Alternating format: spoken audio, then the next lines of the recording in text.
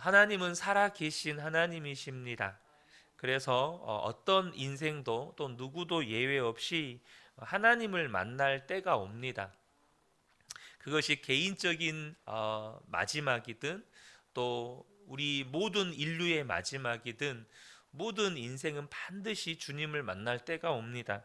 그러나 주님을 실제로 만나는 그 날은 모두에게 마지막 날이 됩니다. 바로 하나님이 심판하실 시간이라는 거죠. 하나님이 지금 침묵하고 계시는 것은 우리에게 회개하고 돌아올 기회를 주시는 그 기회의 시간인 것입니다. 중요한 것은 하나님이 침묵하고 계시다고 해서 하나님이 믿는 우리들에게 말씀하지 않으시는 것은 아니라는 사실입니다. 하나님이 말씀하지 않으시기 때문에 우리가 듣지 못하는 것이 아니고 우리가 정직하게 하나님의 말씀을 들으려 하지 않기 때문에 안 들리는 것입니다. 여기서 정직하다, 정직하지 못하다라는 말은 여러분 많은 성도들이 하나님의 음성을 듣기를 원해요. 그런데 하나님의 음성을 들으려고 할 때 내가 원하는 음성을 듣고 싶어 해요. 내가 원하는 기도에 응답받고 싶어하고 내가 원하는 무언가가 이루어지기를 원하는데 그에 맞추어서 내가 무엇이 필요한지 하나님께 듣고 싶어 한다는 겁니다. 여러분, 저와 여러분 안에 하나님이 무슨 말씀을 하시든지 아멘 할 수 있는 은혜가 있기를 축복합니다. 그렇게 정직하게 하나님의 음성을 듣기 원하면 하나님은 우리에게 반드시 하나님의 음성을 듣게 하시고 깨우쳐 주신다는 거예요. 하나님을 믿지 못하는 것은 정말로 안타까운 일입니다. 그러나 하나님을 믿는다고 하면서 하나님의 말씀을 듣지 못하고 또 내 삶에 하나님이 일하시는 것을 경험하지 못하고 있다면 그것은 더 안타까운 일이에요. 애초에 안 믿었다면 어떻게 하나님의 역사를 그 삶 가운데 기대할 수 있겠어요? 그런데 우리는 하나님께서 우리에게 베푸신 구원을 받았다고 하면서 이미 우리는 하나님이 우리와 함께 계시다는 것을 믿는다고 하면서 하나님이 나에게 말씀하시는 것, 하나님이 내 삶에 역사하시는 것을 경험하고 있지 못하다면 그것은 하나님을 믿지 않는 것과 뭐가 다를까요?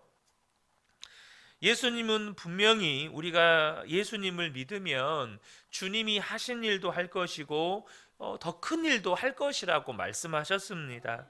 우리가 정말로 하나님을 믿고 산다면 우리 주변에 하나님을 믿지 않는 사람들이 우리를 보고 나도 정말로 저게 예수님을 믿는 거라면 나도 진짜 예수님을 믿어보고 싶다라는 자극을 받게 되는 것입니다. 17세기 프랑스 수도자였던 사를르 드 푸코가 어떤 사람에게 질문을 받았어요. 하나님을 믿는 자에게 무엇이 가장 어렵다고 생각하십니까? 질문의 요지는 이거였습니다. 푸코의 대답이 무엇이었는지 아십니까? 그는 이렇게 대답했습니다. 하나님을 믿는 자에게 가장 어려운 것은 하나님을 믿는 것이다. 하나님을 믿는 자에게 가장 부족한 것이 있다면 그것은 하나님에 대한 신앙이다. 이 말장난 같은 이 말에 아마 여러분 가운데 공감하시는 분들이 계실 겁니다. 우리는 하나님을 믿습니다. 그렇지만 하나님에 대한 믿음이 너무나도 부족하다는 것을 우리가 삶을 살아가면서 너무나도 자주 느끼는 감정 가운데 하나입니다. 나에겐 왜 이렇게 믿음이 없을까? 문제가 생길 때, 어려운 일이 생길 때 우리는 믿음으로 오히려 그 가운데서 하나님을 찬양하고 감사하고 기뻐하기보다는 너무도 쉽게 우리는 두려움에 빠지고 근심과 염려에 쉽게 빠져버립니다. 사람이 두렵고 문제가 두려워요. 하나님과 비교도 안 되는 것들인데 나는 만군의 하나님을 믿는다고 하면서 그 하나님과 비교했을 때 아무것도 아닌 문제 앞에 우리는 너무나도 쉽게 무너진다는 거죠. 사도 바울은 우리의 믿음을 시험하고 확증하라고 말씀합니다. 고린도 후서 13장 5절에 보면 너희는 믿음 안에 있는가 너희 자신을 시험하고 너희 자신을 확증하라. 예수 그리스도께서 너희 안에 계신 줄을 너희가 스스로 알지 못하느냐. 그렇지 않으면 너희는 버림받은 자니라.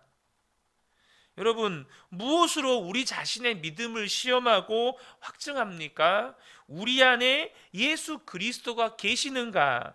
이것으로 확증하는 것입니다. 나는 정말로 내 안에 예수님이 계시다는 것이 믿어지면, 그것이 진짜로 믿어지면 우리의 삶에 더 이상 두려움이나 근심이나 염려가 없게 되는 거예요. 문제보다 크시고 세상보다 크신 예수님이 내 안에 계시다는 게 분명히 믿어진다면 여러분, 주님보다 큰 게 어디 있어요? 제가 어제 우리 그 중고등부 친구 한 친구하고 상담을 하면서 그런 이야기를 했어요.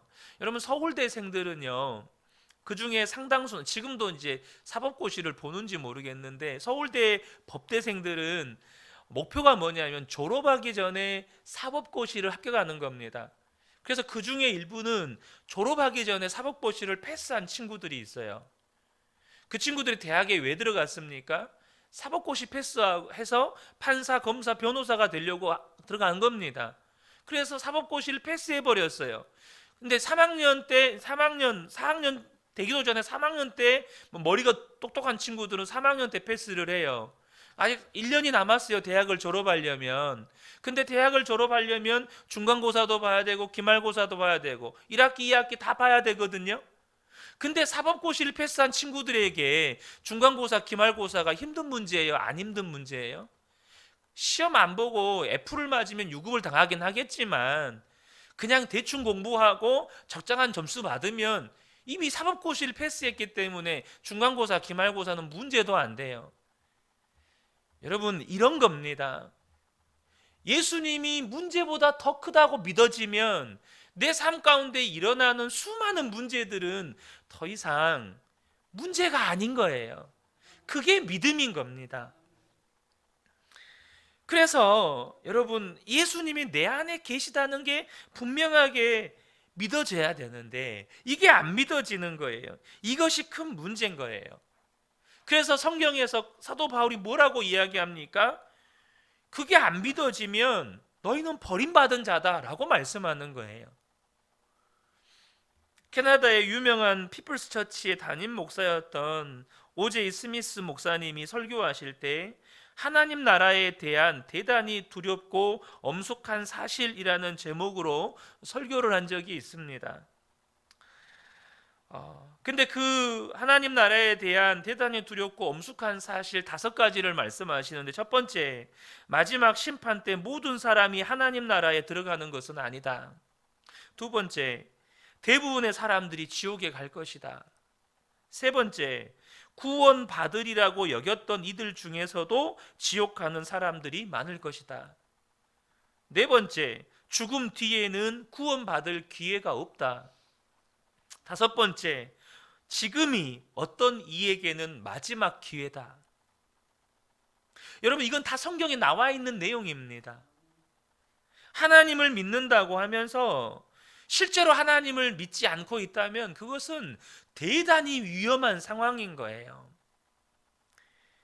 저와 여러분이 하나님을 심판의 자리에서 처음 만나면 그것은 큰일 난 겁니다. 하나님을 심판의 자리에 가기 전에 그 전에 만나야 되는 거예요. 그래서 예수님이 우리 안에 오신 겁니다. 우리가 스스로 하나님을 믿는지 안 믿는지는 금방 알 수 있어요. 내가 지금 예수님과 동행하고 있는지 그렇지 않은지는 여러분 무슨 어려운 시험 문제가 아닙니다. 지금 내가 가족들 혹은 아내나 남편 혹은 자녀들, 부모님에게 친절하고 상냥하게 대하고 있다면 나는 지금 예수님과 친밀하게 동행하고 있는 겁니다. 두말할 것도 없어요. 내가 지금 예수님과 친밀하게 동행하고 있다면 여러분, 가족들에게 친절하고 상냥하게 대하는 거예요. 그런데 쉽게 짜증내고 분노하고 있다면 지금 예수님과 친밀하게 동행함이 없는 겁니다. A.W. 토저 목사님이 이런 말씀을 하셨어요. 오늘날 교회에서 성령이 떠나시면 95%의 교회의 일은 그냥 진행될 것이다. 그 차이를 알 수 없을 거라는 거예요. 그러나 초대교회 때는 성령이 떠나셨다면 95%의 교회의 일은 완전히 스톱이 되었을 것이다. 성령이 떠나 계신 것과 그렇지 않은 것의 분명한 차이를 초대교회 성도들은 알고 있었다는 거예요. 그런데 우리는요, 주님이 내 안에 계시고 성령이 우리와 함께 계시다는 것을 교리적으로만 알아요. 교리적으로만 안다고요. 여러분, 초대교회 가운데 성령이 충만하게 임하니까 나타났던 일들이 뭡니까? 다른 거 아니에요. 자기의 소유를 팔아서 가난한 자들에게 막 나누어 주었어요. 서로의 필요를 막 채워줬어요. 어느 누구도 자기의 재산을 자기의 것이라고 말한 사람이 없었어요. 그러니까 하나님께서 내게 주신 것으로 다른 사람을 섬기는 걸 너무너무 기뻐했어요. 여러분, 사람은요, 이기적이에요. 특별히 지금 전 세계의 정세를 보면 나라들마다 이기적으로 가요. 너무나도 이기적으로 가요. 지금 러시아 우크라이나 전쟁이 일어난 것도 결국에는 그 맥락이에요. 너무나도 이기적으로 간다는 거예요. 근데 무서운 사실은 뭐냐 하면 세계 1차 세계대전이나 세계 2차 세계대전이나 그렇게 전쟁이 일어났을 때 나타났던 현상 가운데 하나가 뭐냐 하면 각 나라가 이기적으로 갔다는 거예요. 자국의 이익만을 추구했더라는 거예요. 지금 당장 세계 3차 대전이 일어날 거다, 이 말씀을 드리는 게 절대 아닙니다. 각 나라가 이기적으로 가면 정말 세계는 위험해진다는 거예요. 근데 이 이기적이라고 하는 건 인간의 본성이 가진 죄예요. 근데 성령이 임하니까 초대교회는요, 내 것이라고 말하지 않고 내게 주신 것으로 어려운 성도를 섬기는 것을 너무나도 기뻐했어요. 성령이 떠나시면 다 중단되는 거예요. 성령이 떠나시면 중단되는 거예요. 예루살렘 교회 안에 이 헬라파 유대인들이 이 구제에서 소외되는 문제를 가지고 다툼이 일어났어요.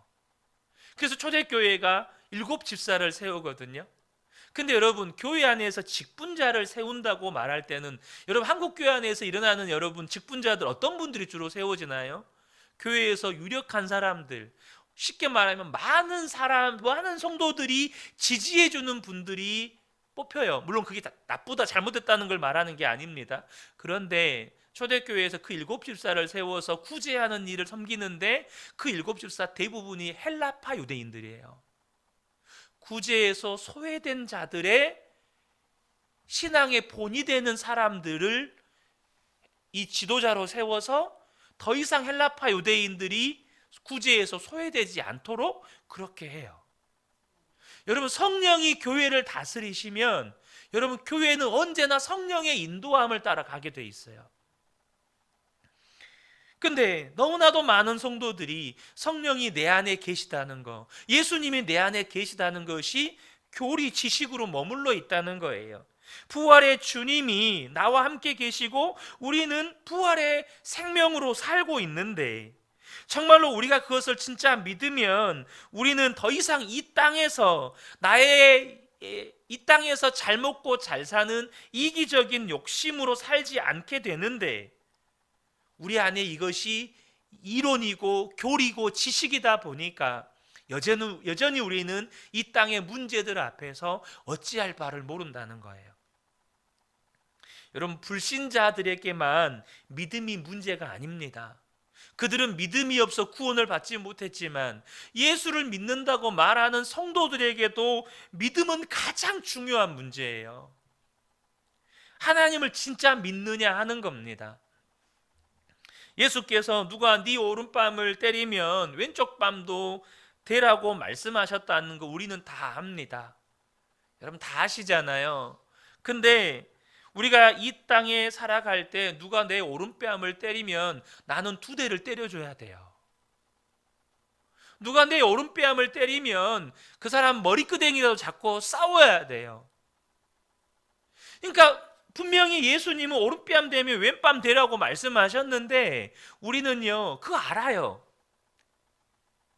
근데 우리에게는 그 말씀을 믿는 믿음이 없어요. 무슨 믿음이요? 하나님이 책임지신다, 하나님이 보호하신다, 하나님이 심판하신다 라는 믿음이 우리 안에 없어요. 그러니까 누가 내 오른뺨을 떼면 나는 두 대를 때려주든지 아니면 같이 머리끄댕이를 잡고 싸워야 되든지 그러는 거예요. 맞는 것이 힘들고 모욕적이어서가 아닙니다. 우리가 하나님을 진짜 믿지를 못하는 거예요. 우리의 삶의 모든 문제는 결국 믿음의 문제인 것입니다. 우리의 삶에는요 수시로 절망의 상황이 찾아옵니다. 당장 어떤 사업을 하시는 분들이라면 사업의 문제, 건강의 문제, 가정의 문제, 여러분이 문제라고 여기는 모든 것은 결국 믿음의 문제입니다. 여러분 수학을 많은 친구들이 공부할 때 공식을 외우잖아요. 왜 공식을 외웁니까? 공식으로 수학 문제가 풀어지기 때문입니다. 유형은 달라도 공식을 알면 문제가 풀어지는 것처럼 우리의 삶에 겪는 수많은 문제들이 있지만 결국 핵심은 믿음인 거예요.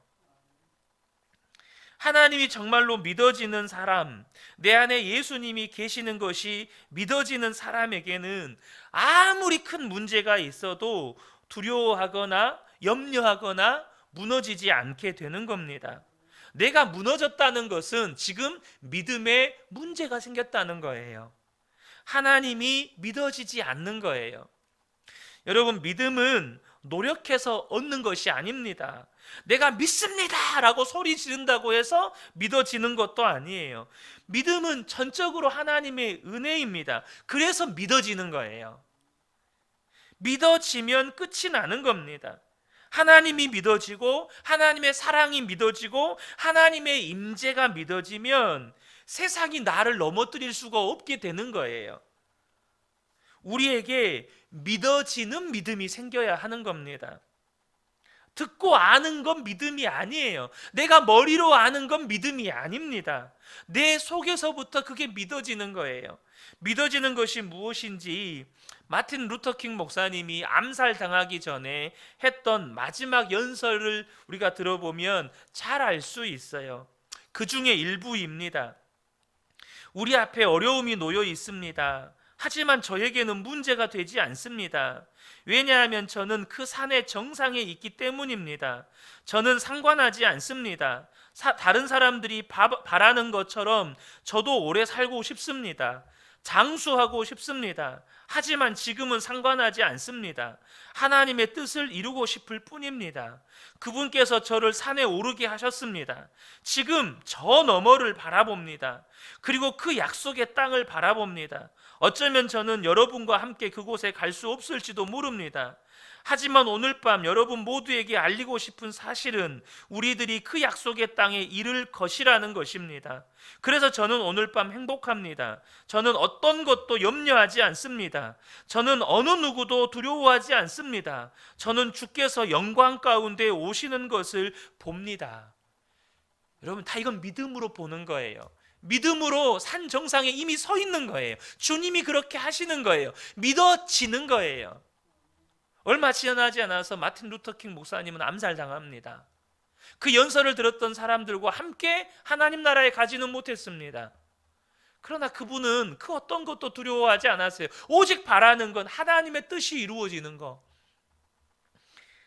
여러분, 하나님이 믿어져야 하고 구원이 믿어져야 하고 기도 응답이 믿어져야 하고 주님의 임재가 믿어져야 하고 하나님이 나를 사랑하신다는 것이 믿어져야 하는 거예요. 여러분, 믿어져야 기도가 나오고요.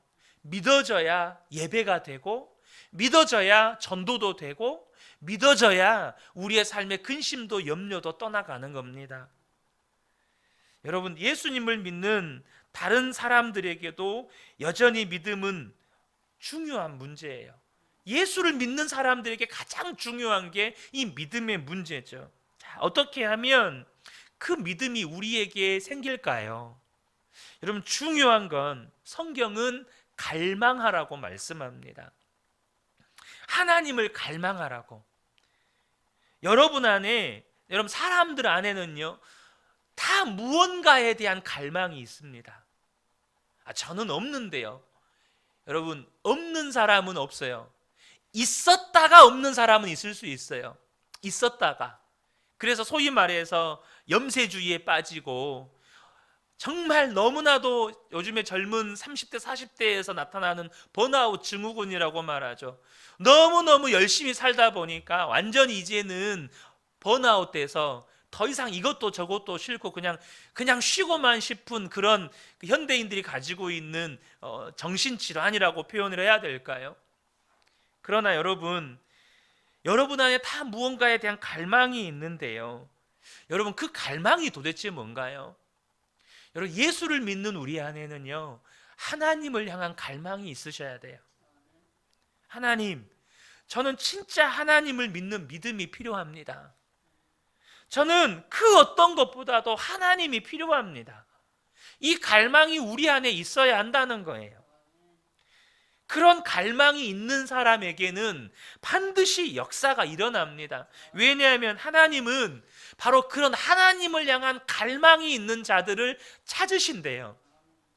시편 14편 2절에 보면 여호와께서 하늘에서 인생을 굽어 살피사 지각이 있어 하나님을 찾는 자가 있는가 보려 하신즉, 하나님을 찾는 자가 있는지를 하나님이 찾으신다는 거예요.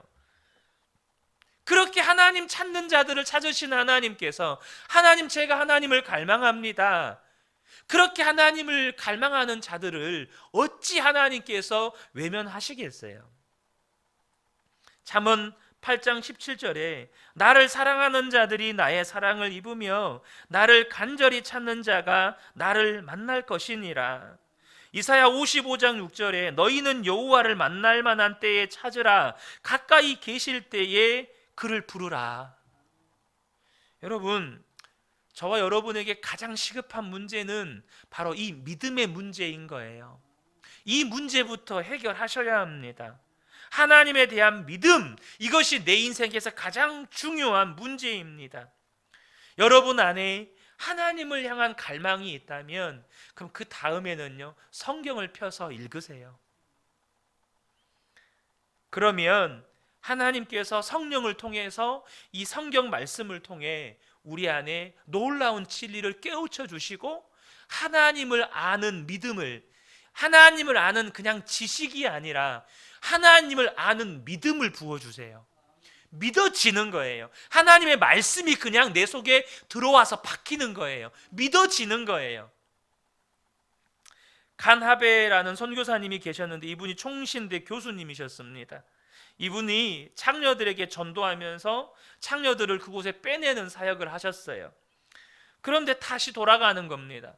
빼냈는데 다시 돌아가는 거예요. 하는 말이 자기들은 이 일밖에 할 일이 없다는 거예요. 이게 무슨 말입니까? 하나님이 자기들을 먹이고 살릴 거라는 것이 안 믿어진다는 거예요. 그래서 가나베 선교사님이 전략을 바꾸셨습니다. 그들과 함께 성경 공부를 시작했어요.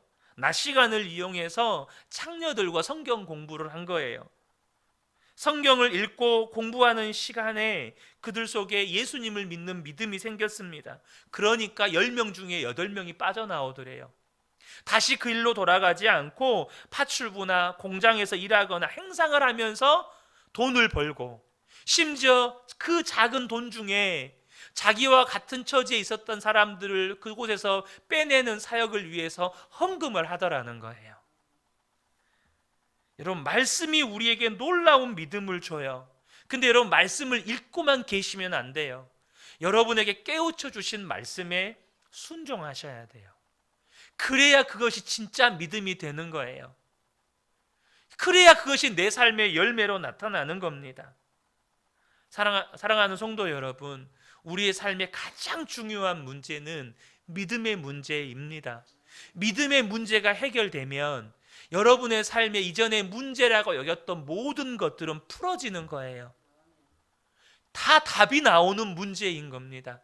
이 새벽에 함께 예배한 우리 모든 성도님들에게 이젠 하나님을 향한 갈망이 부어지고, 그래서 이제는 하나님이 믿어지는 은혜가 충만하게 임하시기를 예수님의 이름으로 축복합니다.